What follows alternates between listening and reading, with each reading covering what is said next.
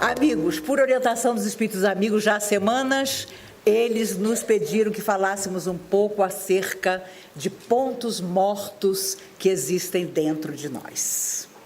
E isso é muito sério porque sabemos, somos mergulhados em energia, somos energia e a vida, sabemos também, são sempre as nossas escolhas.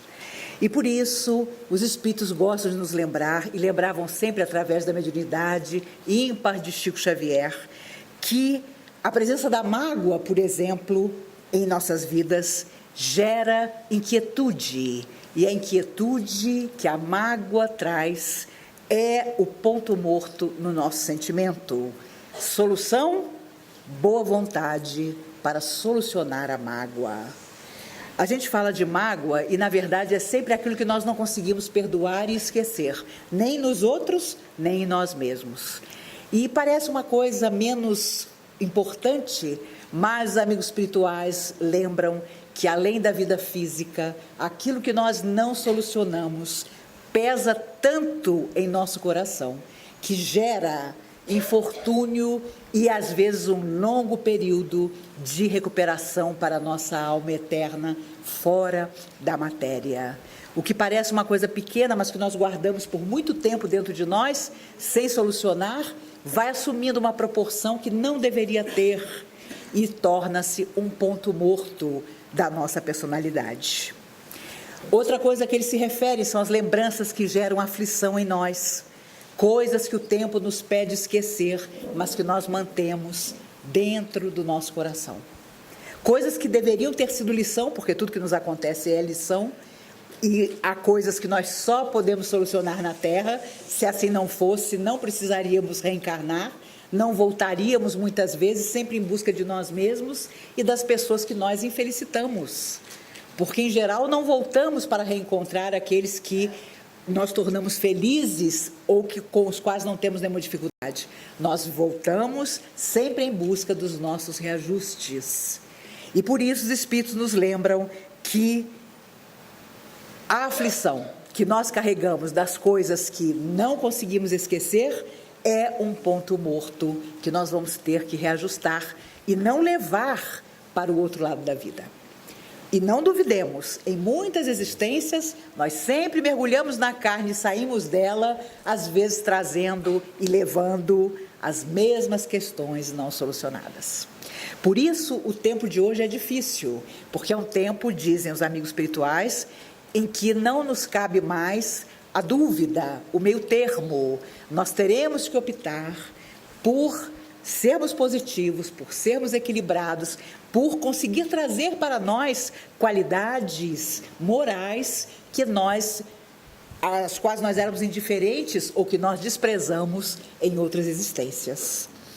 Eles falam de aversão, dizendo que a aversão é sempre um ponto morto do nosso passado. Aquela pessoa que você reencontra, toda a sociedade, o mundo, as questões de parentesco, dizem que você deve amar aquela pessoa, conviver com ela, mas você tem uma verdadeira ojeriza daquela pessoa. Você, às vezes, não consegue nem disfarçar quando você a encontra, e há dias em que, se a convivência é muito estreita, aquilo te causa até um mal-estar, porque você precisa aceitar aquela pessoa, ter algum sentimento por ela, mas você não consegue. E os Espíritos dizem que, é claro, essas aversões é um ponto morto que nós trazemos de outras existências. E a solução, por mais que nos custe, é transformar isso em uma simpatia mínima, observando o outro e tentando encontrar uma semelhança conosco, ou ainda que haja muitas diferenças, pelo menos olhar o outro com os olhos de uma certa condescendência, imaginando que nós, na situação que ele vive, talvez fôssemos tão desagradáveis ou até mais desagradáveis do que ele é. A verdade é que, quando os Espíritos nos falam desses pontos que existem no nosso sentimento, eles estão nos falando da escolha que nós devemos fazer entre estarmos permanentemente enfermos ou termos uma saúde real, que não é só a saúde do corpo, mas a saúde psíquica, a saúde emocional, ainda que não completa, porque o nosso processo evolutivo, claro, ainda caminha, mas relativa, para que nós possamos sair desta atual existência em condições melhores do que saímos em outras vezes. Eles dizem que, em geral, muitas vezes nós temos mal-estar até quando estamos na companhia de uma determinada pessoa, que não tem afinidade conosco, ou um desafeto do passado, que de repente está próximo a nós, seja no ambiente de trabalho, seja em casa mesmo, e eles nos lembram que essas animosidades precisam de tolerância. Para auxiliar a nós mesmos, nós precisamos ter tolerância. E é claro, eu sei que vocês têm uma lista, se vocês não têm, eu tenho. Uma lista daquelas pessoas dessa existência que na próxima você não quer nem ter como vizinho do andar de baixo. Tenho a minha listinha. E é claro, tenho também aquela lista que Deus nunca compulsa, aquela lista de quem se desencarnasse não faria falta nenhuma. Esse, vocês podem ter certeza, nunca morre a pessoa da minha lista. Sempre morre uma pessoa querida, uma pessoa que contribuía para o mundo, uma pessoa fantástica. Os ruinzinhos estão todos lá vendendo saúde. E é claro, é um questionamento que a gente faz. Como é que a pessoa, meu Deus do céu, que vive para a matéria, que tem intolerância com as coisas nobres, tem às vezes uma saúde de ferro? Porque não duvidem que a matéria tem suas próprias leis. E às vezes aquela pessoa precisa ficar muito tempo aqui para realmente aprender. Não dá para ela ir para o lado de lá, porque ela vai dar um trabalho do lado de lá tão grande que é preferível ficar. Eu costumo dizer que Deus é seletivo demais. Ele não leva para o lado de lá, se ele puder evitar, quem vai dar trabalho. Então a gente vê fulano viveu para os outros, fulano era maravilhoso. Pode ter certeza, tem que tomar cuidado, porque se bobear, fulano pega o resfriado e vai. Mas não é por isso que nós vamos no nosso dia a dia dizer aos nossos familiares e amigos: eu estou bom demais, eu vou fazer uma loucura, porque eu tenho que fazer uma bobagem que é para não me colocarem numa lista de retorno. Aliás, há muitos anos atrás, um amigo me deu, e eu nunca mais encontrei para poder dar para outras pessoas, um cartão de aniversário do Snoopy, em que o Snoopy dizia: feliz aniversário. Aí você abria: mas se você acredita em reencarnação, feliz retorno. Era lindo, eu nunca mais encontrei. Ele me deu de aniversário e eu nunca mais achei, porque seria fantástico poder ter para dar para as pessoas, né? Porque, na verdade, o nosso aniversário simboliza o dia em que nós, corajosamente, mergulhamos na carne de novo. Os Espíritos nos lembram que uma desarmonia íntima que propõe o abandono das nossas tarefas nobres é um ponto morto terrível dos compromissos que nós assumimos antes de voltar e não estamos cumprindo. E, claro, isso gera a questão de não avançarmos, de não estarmos realizando aquilo que nós imploramos para realizar, em termos da nossa melhoria e da melhoria da vida em torno de nós, e, obviamente, ficará marcado na nossa consciência com o remorso de não termos feito todo o bem que prometemos realizar. E por isso eles dizem que o ponto morto do compromisso que nós não executamos só tem uma solução: a fidelidade à tarefa do amor sem desistir. E em dias como hoje é complicado não pensar em desistir. Eu não sei vocês, mas há dia em que a gente acorda e pensa: meu Deus, me dê força, coragem para viver esse dia, sem me deixar impregnar pelas notícias terríveis, pelas loucuras, por um tempo tão difícil como esse que nós vivemos. Aliás, essa semana, nas minhas orações, eu comentei com os espíritos amigos: vocês, com certeza, não me deram detalhes de como seria a vida na Terra enquanto eu estivesse aqui, porque eu não teria voltado. Vocês com certeza ocultaram como a coisa ficaria. E eu me recordo, há 55 anos atrás, quando eu tinha 5 anos, a minha avó chegava do centro espírita e dizia para mim: minha filha, como eu tenho pena da sua geração.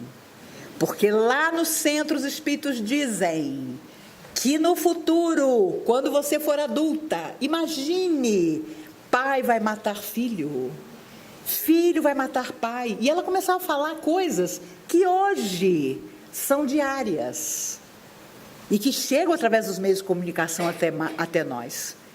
Do sábado passado para cá, quando nós estivemos juntos aqui com o Wagner, no Comunhão Espírita, hoje faz uma semana, só aconteceu o tiroteio em Las Vegas, o vigia que entra e resolve matar crianças, incendiando-as e imolando a si mesmo também.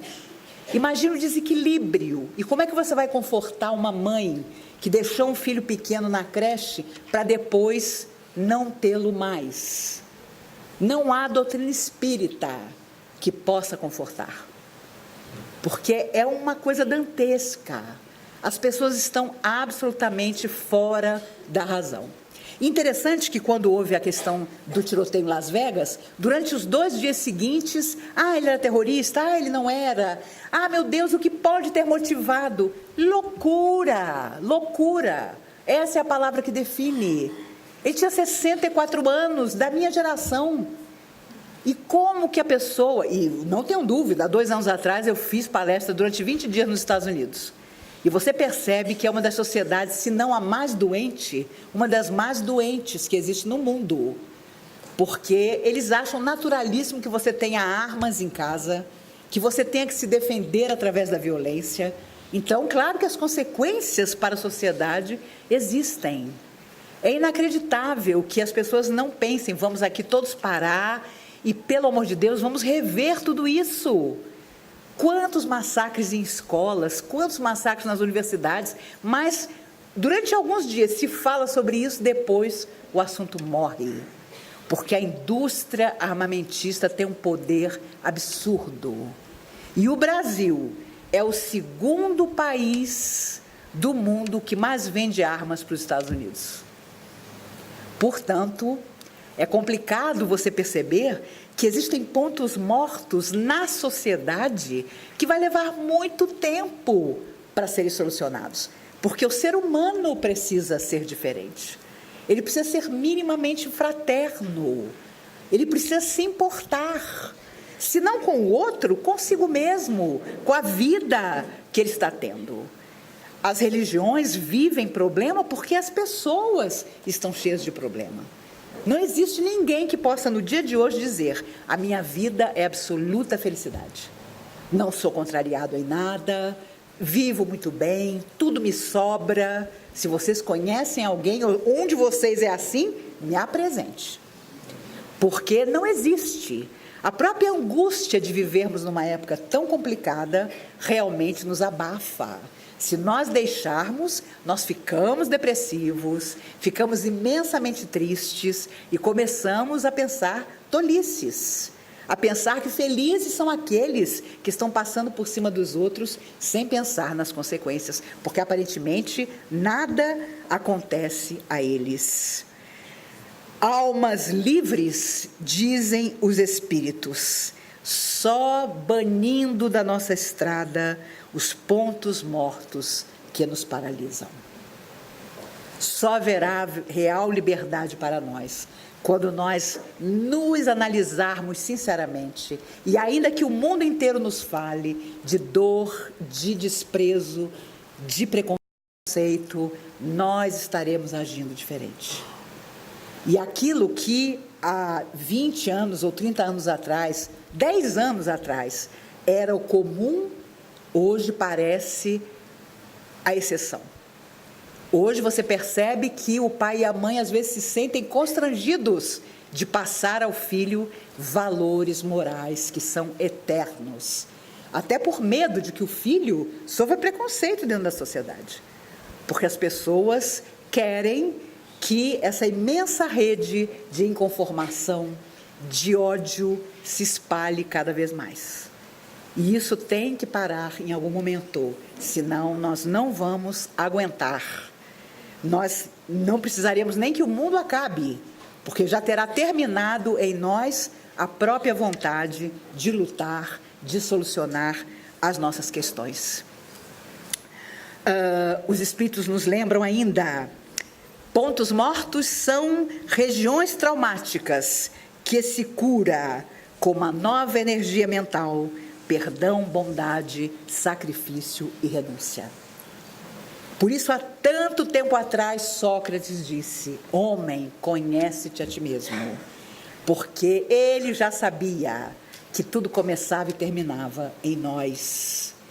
E o que na Terra, às vezes, com a máscara social que usamos, parece disfarçar, do outro lado da vida, avulsa, fica completamente patente, está no nosso perispírito enfermo, que chega do lado de lá, depois que o corpo perece, denunciando, mostrando a história das nossas vivências. Por isso, os espíritos nos lembram que morte é quando nos escravizamos ao que a vida pede esquecer e transformar. Equilíbrio do corpo mais saúde moral significa vida renovada. E é claro que muitas pessoas são acomodadas, são displicentes. Eu conheci um monte de gente dentro da doutrina espírita, inclusive na minha época de mocidade, que dizia: tem muita vida para melhorar, nessa eu vou aproveitar. Mas chega uma hora que o proveito, que às vezes é um vício, que acaba conosco, são hábitos que vão nos fazer mal, que vão até abreviar a nossa vida no corpo. Dá problema. Então, é claro que nós sabemos que já voltamos tantas vezes à Terra e voltaremos muitas outras.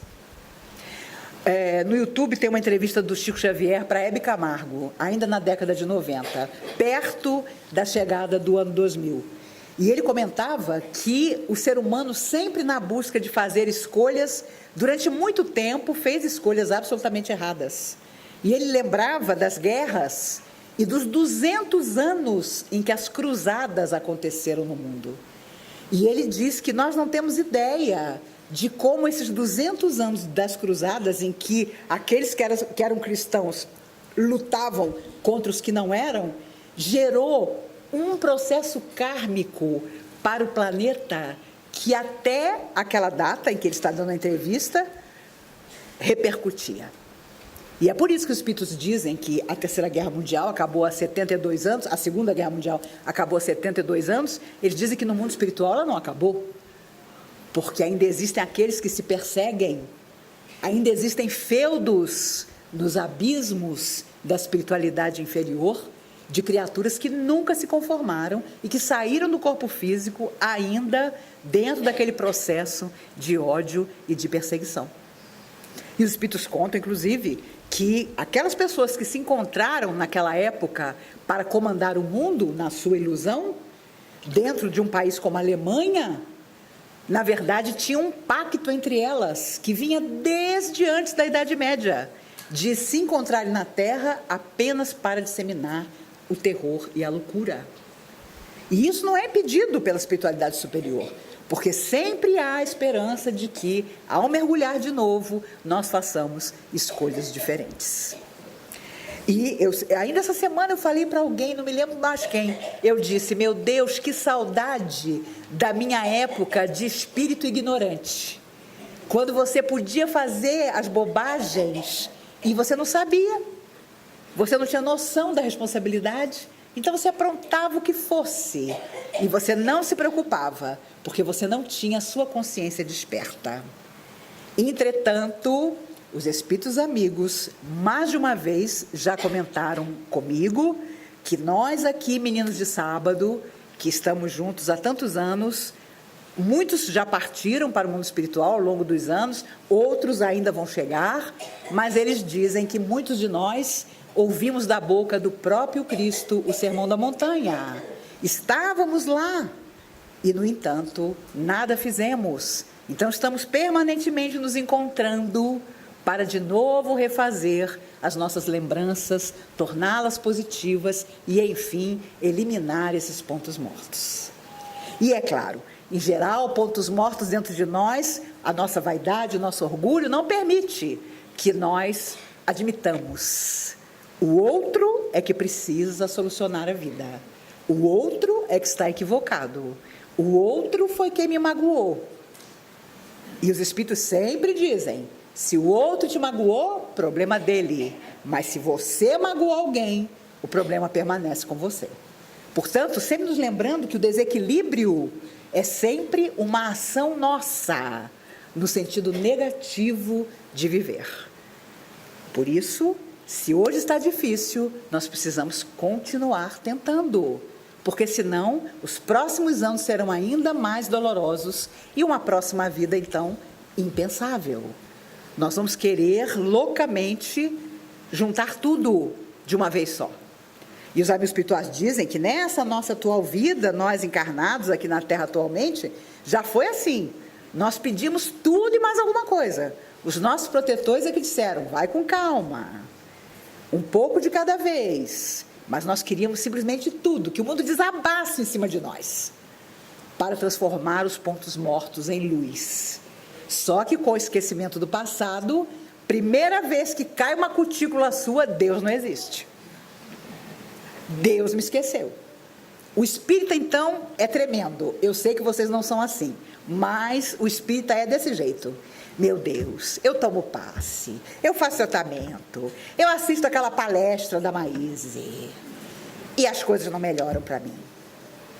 Eu vou lá, eu tento ajudar. Há uma certa barganha da nossa parte. E é claro, tudo que você faz de bom gera merecimento, mas gera também compromisso. E aí, cobrar que as coisas caiam do céu para nós é muito complicado. Os espíritos pediram algumas coisas, que nós lembrássemos, por exemplo, que pontos mortos da alma afetam o perispírito e trazem doenças para o corpo somático. É a pura verdade. Os amigos espirituais dizem que no futuro, quando a medicina realmente se conscientizar da questão espiritual, eles saberão que todos os tipos de câncer, diabetes, estão sempre relacionados, pressão alta, estão sempre relacionados não simplesmente ao nosso corpo, mas a questões emocionais. Isso eles dizem mesmo, embora eu nunca tenha visto ao longo dos anos, nos trabalhos de tratamento físico e espiritual, Dr. Bezerra de Menezes, ou Dr. Ramayana, ou Dr. Dias da Cruz, dizer, meu filho, você está fazendo tratamento aqui? Não faça o tratamento médico. Fique só com o tratamento espiritual. Muito pelo contrário. Faça tudo que o seu médico determina. Faça tudo. E continue conosco no tratamento espiritual. Nunca vi um espírito dizendo, isso não. Largue o seu médico, largue o seu profissional e venha apenas ficar conosco. Nunca. Porque é claro que a pessoa opta pelo tratamento que ela quiser, pelo tratamento que o seu coração escolher. Mas os espíritos jamais diziam, fique conosco, fique aqui dentro da sala de cura, deitadinho, fazendo prece e não obedeça à medicação e à orientação do seu médico. Até porque o Dr. Dias da Cruz foi médico, o Dr. Bezerra de Menezes foi médico, então voltar atrás seria absurdo, porque todos eles foram médicos e dos mais valorosos. Dr. Ramayana nunca nos disse, mas uma vez o Dr. Bezerra nos contou, a nós aqui da comunhão, que ele tinha sido um dos apóstolos de Jesus.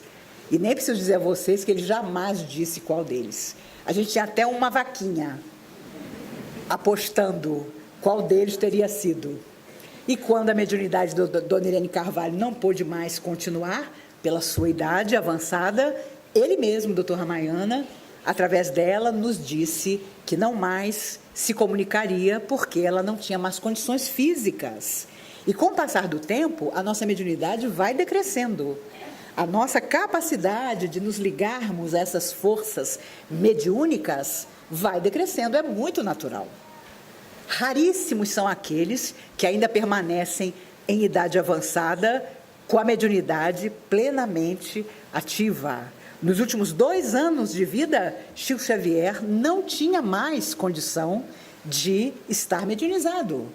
Ele já tinha 90 anos. E não tenham dúvida, muita gente ia lá e era agressiva com ele, porque queria, na marra, que ele recebesse mensagens psicografadas dos seus filhos desencarnados. Todo mundo espírita. Então, é muito sério isso, porque nós fazemos cobranças para o outro que nós não queremos cumprir.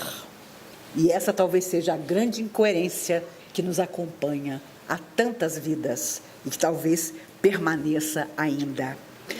Os pontos mortos, além da vida física, criam distúrbios psíquicos de longa duração. Por isso, não há como dizer, fulano desencarnou há 1 ano, a família já está toda pedindo coisa para ele. Tenho certeza que vocês não fazem isso, mas eu conheço muita gente que faz. Nossa, fulano desencarnou há 1 ano, ele era uma pessoa ótima, tudo agora eu peço para ele. Tudo que eu quero que aconteça, eu peço. Aqui entre nós.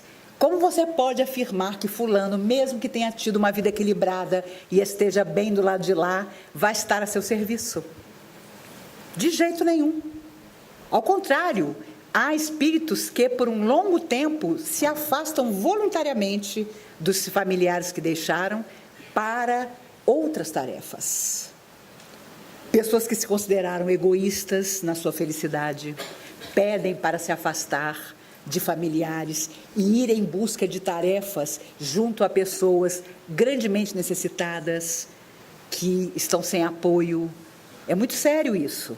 Você pedir, é claro, que, por exemplo, se referindo aos nossos irmãos católicos, tem os santos, e as pessoas fazem promessa, as pessoas pedem, prometem. É claro que existe uma falange para cada santo que a igreja tem. Porque uma vez perguntaram a Chico Xavier, e quando a pessoa desencarnou com fama de santa, mas não era santa? Ao longo da história da Igreja Católica, houve pessoas que promoveram verdadeiros massacres e que foram considerados santos pela Igreja. Numa época em que a Igreja, claro, vivia equívocos, e não cabe aqui nenhuma crítica, porque nós somos os religiosos de ontem, nos escondendo hoje dentro da doutrina espírita e tentando alguma coisa fazer. Mas os espíritos diziam, há toda uma falange de almas que fica responsável por aquelas pessoas. Quando minha filha tinha 15 anos, ela não quis festa de 15 anos, e nós demos uma viagem a ela, e ela foi à Europa. E chegava nas igrejas, todo mundo acendia uma vela nos altares. E ela pensava, meu Deus, como é que eu vou acender vela? Aí um amigo espiritual disse, diga a ela que, porque ela estava com um grupo de amigos, então você não fazia as coisas que os amigos fazem, ficava meio complicado. Então o espírito amigo disse, nunca me esqueci disso, diga a ela que quando chegar nas igrejas e os amigos forem lá acender a vela na frente dos altares, que ela acenda uma vela e no coração dela ela diga que essa chama que eu acendo possa iluminar o mundo todo. E ela comentou isso com o pessoal que estava viajando, todo mundo fazia a mesma coisa. Acendia a vela e falava isso que os espíritos tinham me dito para ela fazer. Porque a verdade é que existem falanges imensas de espíritos ligados a esses santos para tentar, de alguma maneira, dependendo do merecimento de cada um, cumprir as promessas. E aquilo que o povo, na sua fé, torna real, se transforma. Então, acaba realmente acontecendo. Uma senhora perdeu o filho afogado e ninguém encontrava o corpo. E ela, muito católica, foi até a igreja de Santo Expedito e se ajoelhou desesperada. Meu Deus, eu sei que ele não está mais vivo, mas eu queria tanto poder enterrá-lo. O rapaz tinha 20 anos. Eu queria tanto poder enterrá-lo para ter um lugar, ela é muito católica, onde eu pudesse homenageá-lo, onde eu pudesse visitar o túmulo dele. E ela pediu. Pois, mais tarde, através do Chico, o rapaz dá uma mensagem dizendo: minha mãe, eu estava separado do meu corpo, sentado na beira do rio. Quando eu mal tinha entendido o que tinha se passado comigo. E de repente aparece um espírito iluminado e diz: meu filho, eu faço parte da falange de Santo Expedito. Sua mãe pediu tanto para que o seu corpo fosse encontrado. E nós vamos fazer isso. E ele viu o espírito sair de onde ele estava, na beiradinha do rio, foi até uma barca que um pescador solitário conduzia. O pescador teve uma intuição de procurar peixe num determinado pedaço onde o corpo do rapaz estava preso. E o pescador, intuído por aquela alma da falange de Santo Expedito, encontra o corpo e a mãe pôde enterrá-lo. E claro, 2 anos depois, já com uma outra visão, ela vai até o Chico, morta de saudade do filho, e o filho psicografa essa mensagem tão bonita. Quando o Espírito lhe apareceu dizendo: meu filho, eu sou da falange de Santo Expedito e vim fazer com que o seu corpo seja descoberto, porque a mãe dele tinha merecimento para aquele pedido que ela havia feito. Então é extraordinário pensar que a bondade de Deus está em toda parte, está em todas as doutrinas, e até para quem não tem doutrina. Eu conheço pessoas maravilhosas que se consideram ateias. Não acreditam em Deus, segundo dizem, mas Deus acredita tanto nelas que elas conseguem transformar a vida de muita gente sem acreditar a isso, a própria figura de Deus. Por isso, quando nós nos analisamos sinceramente, só aqui entre nós, nós sabemos muito bem onde estão pontos mortos na nossa emoção que precisam ser modificados antes que nos façam adoecer de verdade.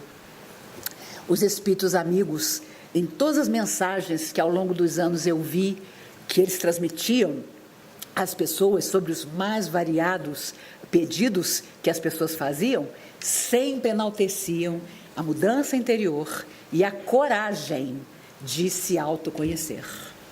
E a partir do autoconhecimento, modificar-se. Os espíritos gostam de lembrar sempre que aquilo que nós ignoramos ou fingimos que não existe, trabalha contra nós. E há muita gente que vive de ilusão. Tem a famosa frase: de ilusão também se vive. Mas Emmanuel dizia através do Chico: só se desilude quem se iludiu. E é verdade. Nossa, fulano, estou tão decepcionado. Mas será que nós não esperamos de fulano alguma coisa que ele jamais prometeu que seria ou que faria? Nós é que fizemos um verdadeiro sonho em torno dele? Pensemos em nós. O que eu posso fazer que um verdadeiro amigo do bem faria? E o que eu faço que um verdadeiro amigo do bem não deveria fazer? E podem ter certeza, você não vai precisar de orientação em lugar nenhum, porque você vai saber sempre a diretriz, vai saber sempre aonde você quer chegar. E aí surge uma outra questão. Às vezes um grande ponto morto dentro de nós é porque nós não sabemos de verdade o que queremos. Somos como uma folha ao vento. Uma hora nós queremos isso, a outra hora nós queremos aquilo. Mas quando você realmente quer, e o querer é tudo, você consegue realmente transformar tudo. Se não houvesse total necessidade de transformação, Deus, as forças do bem que protegem o universo, não trariam para o mundo tudo que pode nos ajudar a transformar. O médico amigo, o psicólogo. Quantas pessoas eu conheci que chegavam à comunhão espírita e queriam que você dissesse a ela: tome uma série de passes e você vai ficar ótimo. E antigamente, você dizia isso e a pessoa acreditava nisso.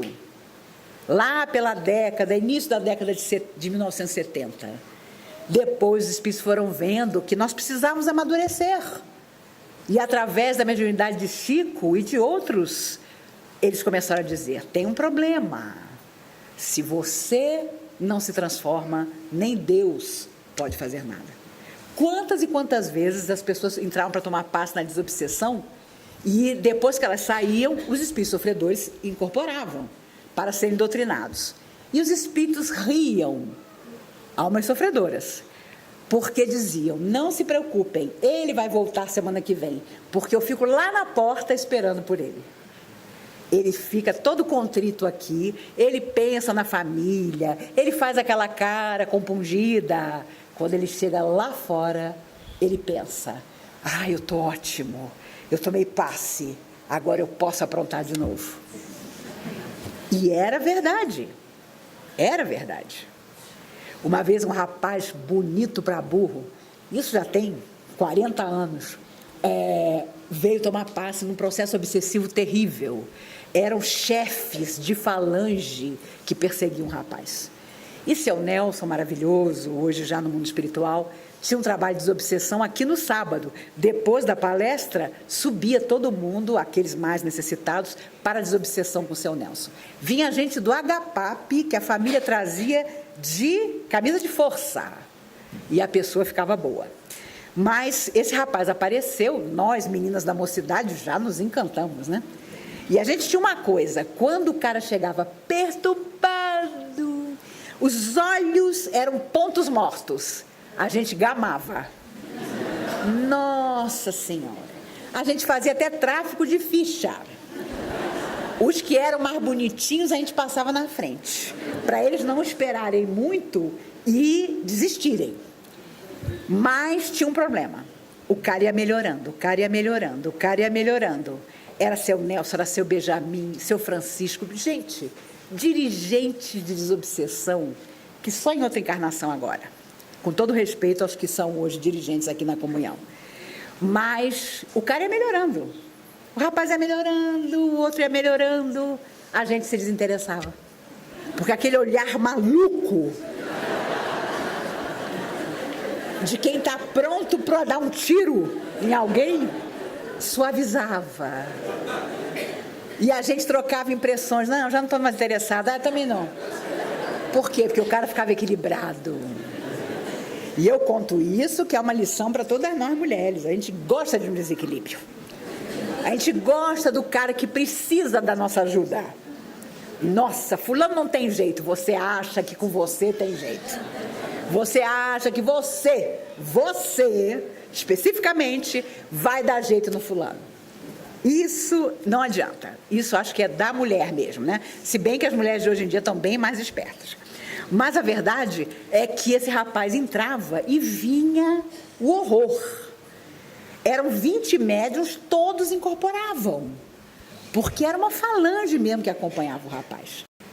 E ele chorava, e aí a gente ficava mais gamada ainda. Meu Deus, que rapaz sensível, perseguido.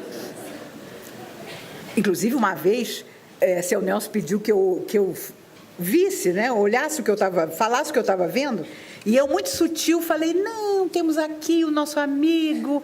Eu vi verdadeiros buracos mesmo, não eram só pontos mortos, não, eram buracos escuros ao longo do corpo do rapaz.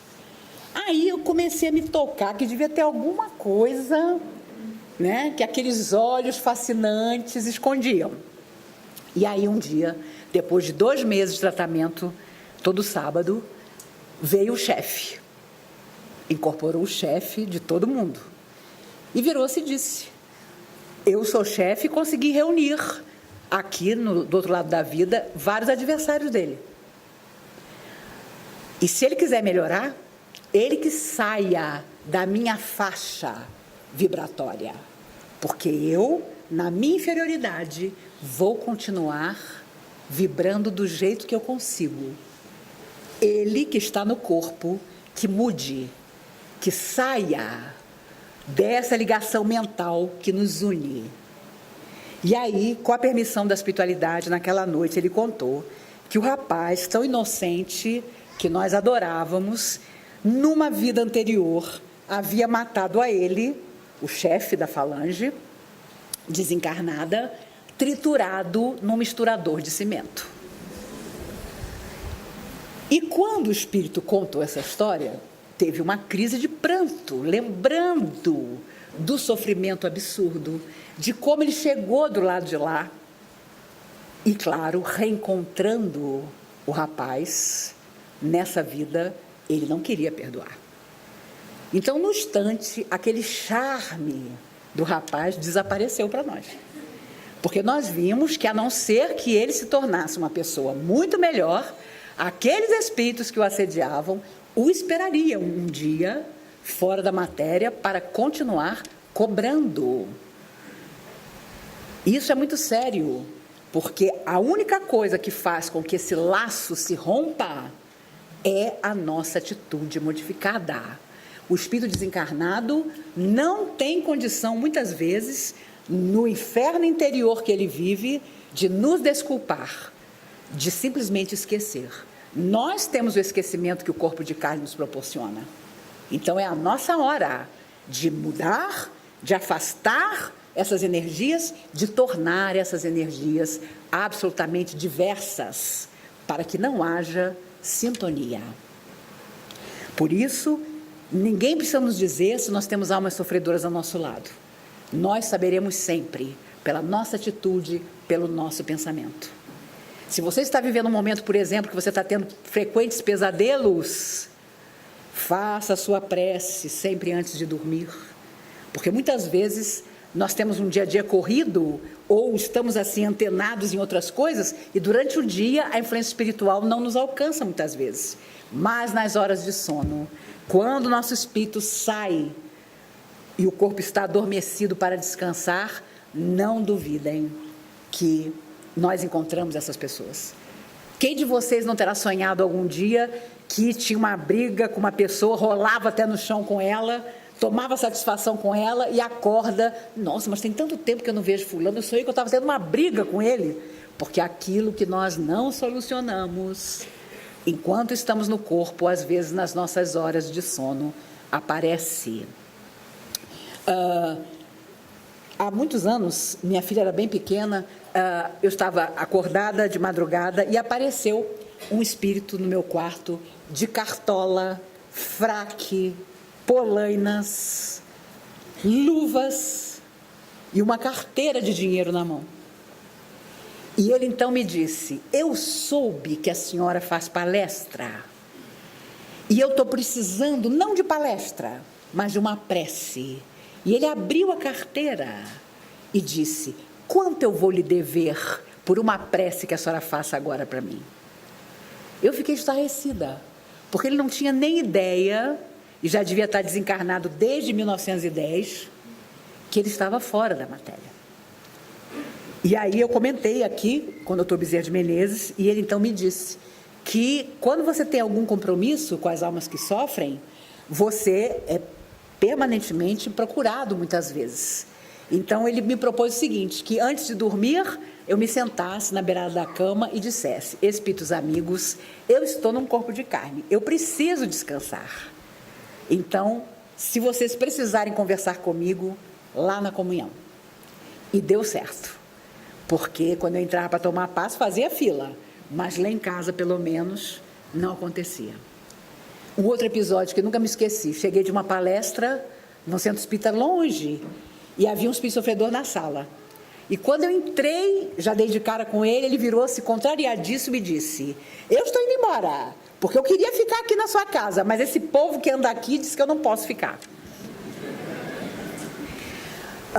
Quando eu comecei a fazer palestra, um amigo espiritual, o seu Eurípides Bassanufo, um dos mentores dessa casa, alma extraordinária, o grande poeta de Sacramento, que morreu em 1917 por causa da gripe espanhola, de tanto cuidar das pessoas que estavam com a gripe, morreu da gripe também, foi em 1918, na verdade, ele morreu com 38 anos, ele comentou comigo que existia uma tarefa e tudo, eu era muito garota, mas ele explicou como seria, e foi muito engraçado, porque quando eu comecei a fazer palestra, muitos espíritos sofredores que eram ligados a outras vidas minhas, né, vinham tomar satisfação.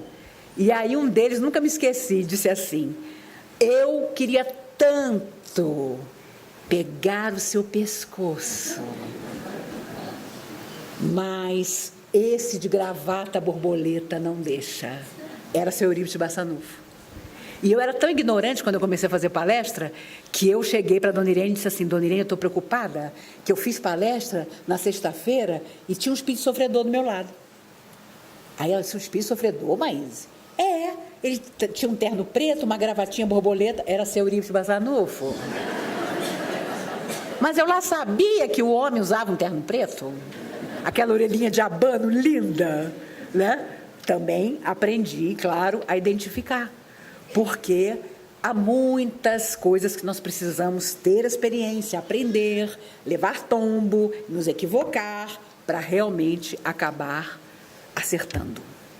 Por isso, amigos, se os espíritos amigos nos sugeriram que falássemos de pontos mortos, é porque eles sabem muito bem que é aquilo que nós trazemos em nossa alma que nos pede transformação. E não pode ser só religião, porque se fosse só religião, nós que frequentemente estamos na casa espírita, por exemplo, e tomamos passe, assistimos palestras, estaríamos frequentemente bem. Mas, às vezes, só a religião não basta. Nós temos que procurar ajuda. Nós temos que cuidar do máximo de equilíbrio que pudermos ter para a nossa saúde física e emocional. No próximo sábado, não é? Dia 14, eu vou estar aqui de novo com vocês. Ontem eu fui visitar minha irmã e ela disse para mim: que história é essa de maratona Maíse? Eu falei: a comunhão que inventou. Valesca e Jack que inventaram. Mas foi ótimo, porque estando aqui sábado passado, hoje e no próximo sábado, eu sei que fazer palestra todo sábado, nunca mais. Nunca mais. Durante 20 anos, de 76 a 96, era todo sábado aqui. Todo sábado. Mas, graças a Deus, não dá mais. E quantas pessoas maravilhosas, competentíssimas, muito mais do que eu, hoje podem estar aqui abrilhantando o sábado à noite. Amigos, tem na parede da sala de espera do consultório da minha filha, Mariana, ela é psicóloga, uma frase de um poeta sufi do século XIII, chamado Rumi, do século XIII, que diz: para além das ideias de certo e errado, existe um campo. Eu me encontrarei com você lá. Pensemos sobre isso. Nós gostamos tanto de ditar ao mundo o que é certo e o que é errado, e não damos conta de nós mesmos. Não temos a coragem de admitir que precisamos de ajuda, que precisamos, às vezes, de terapia, que precisamos de um tratamento desobsessivo, sim. Conheci pessoas, trabalhadoras da casa, que diziam: eu nunca vou fazer uma desobsessão, porque eu não quero que as pessoas me vejam na fila para tomar passe de desobsessão. Meu Deus do céu! Se você, de vez em quando, não precisa tomar um passe de desobsessão, é porque você não está dando trabalho para nada. É porque a sombra nem se preocupa com você.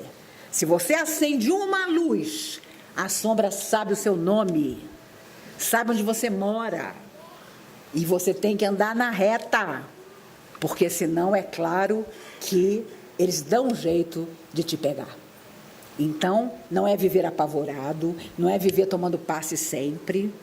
Eu conheço pessoas que chegaram à comunhão na mesma época que eu, em 1972, e que até hoje só tomam passe. Eu morro de inveja, porque a pessoa passou a vida inteira só tomando passe e achando que isso é a solução para a vida dela, quando não é. Tenhamos a consciência disso.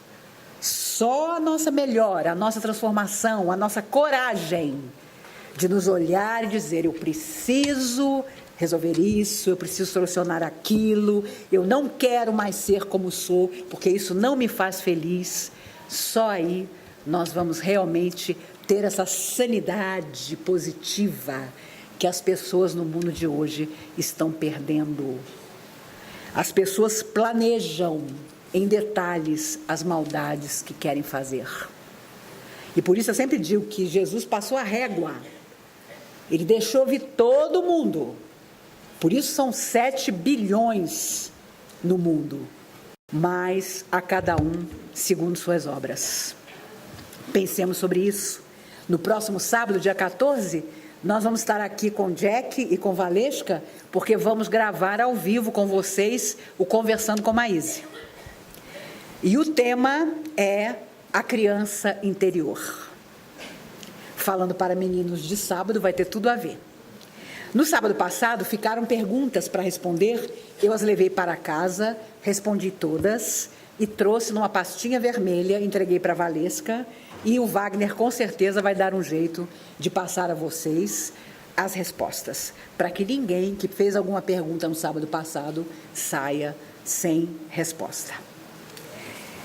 Amigos, vamos passar a palavra à nossa querida para fazer a prece, e eu queria contar a vocês que eu sou tia-avó. Há 2 semanas nasceu meu sobrinho neto, Theo, lindo, louro, do olho azul escuro, filho da minha sobrinha Clara e do Tiago.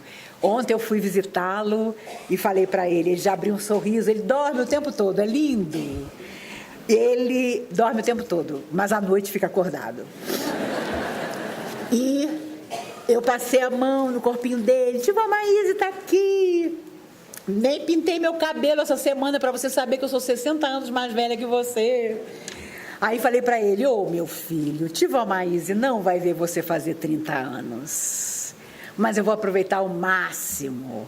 E aí minha sobrinha disse, tia, você não vai ver ele fazer 30 anos? Eu falei, não, eu terei 90, pelo amor de Deus. Não dá, porque vai que eu invento de continuar fazendo palestra. Deus me livre. Não, de jeito nenhum. Outro dia invejei Neila Torraca, esse ator maravilhoso. Ele simplesmente se aposentou.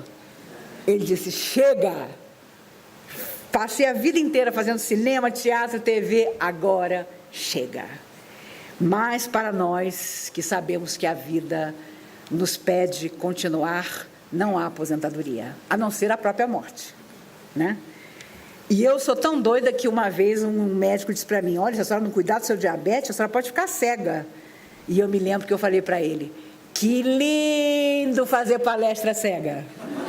Nossa Senhora, a plateia vai dizer, fala baixinho que ela é cega. Ah, ela é cega, meu Deus. Aí você vira praticamente uma missionária. Então, não duvidem, quando ficar velha demais, eu espero que vocês, com todo o seu carinho, cheguem para mim e digam, Maíse, obrigada, mas não dá mais. E tenho certeza que a garotada mais nova vai estar aqui e vai fazer isso para mim, com certeza. Amigos, quando vocês forem ao centro de convenções, cuidado. Eu fui assistir o show da Gal Costa. Levei um tombo fenomenal, porque o carpete da porta de entrada tinha um V aberto. Eu não vi, enfiei o meu pé, caí, e lá foi o povo me levantando.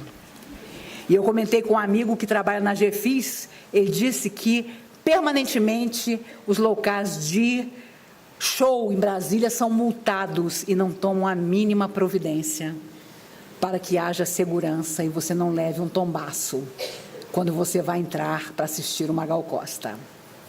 Foi um show maravilhoso, ela só cantou Lupicínio Rodrigues. Os mais novos não sabem nem que esse homem um dia existiu. Mas eu me lembrei, músicas maravilhosas, todas. Claro, ela não canta mais como quando tinha 30 anos, mas a voz ainda é muito linda. E ela cantou todas as minhas músicas favoritas, que meu pai ninava eu e minha irmã, cantando as músicas do Lupicínio, do Silvio Caldas, do Nelson Gonçalves, do Francisco Alves. E ela cantou uma música maravilhosa, que Maria Bethânia, inclusive, canta muito bem também. A minha dor é enorme, mas eu sei que não dorme quem vela por nós. Há um Deus, sim, há um Deus. E esse Deus lá no céu há de ouvir minha voz. Dalva de Oliveira pediu a um amigo que fizesse essa música quando ela descobriu que a sua melhor amiga, que ela hospedava em casa, porque a moça também queria ser cantora, estava tendo um caso com o marido dela, Erivelto Martins. E ela, muito equilibrada, chegou em casa, encontrou os dois juntos, pegou tudo que era da moça, jogou pela janela, pegou a moça e jogou pela escada. E passou o resto da vida cantando. A minha dor é enorme, mas eu sei que não dorme quem vela por nós. Linda a música. E Gal Costa cantou divinamente. E em 73, quando ela estava muito mal já no hospital, ela pediu aos filhos para que Erivelto Martins, o pai deles, que foi marido dela e o grande amor dela, fosse vê-la. Ela queria se despedir dele. E ele não foi. E confesso a vocês que eu nunca desculpei ele por isso. Porque custava, meu Deus do céu, custava ele ter ido lá. Ela queria só se despedir. Por isso, meus amigos, façamos hoje aquilo que a gente vem adiando há tanto tempo. Porque não sabemos o dia de amanhã. E que não haja um ponto morto muito grande dentro de nós, dos quais venhamos a nos arrepender amargamente por toda a nossa vida.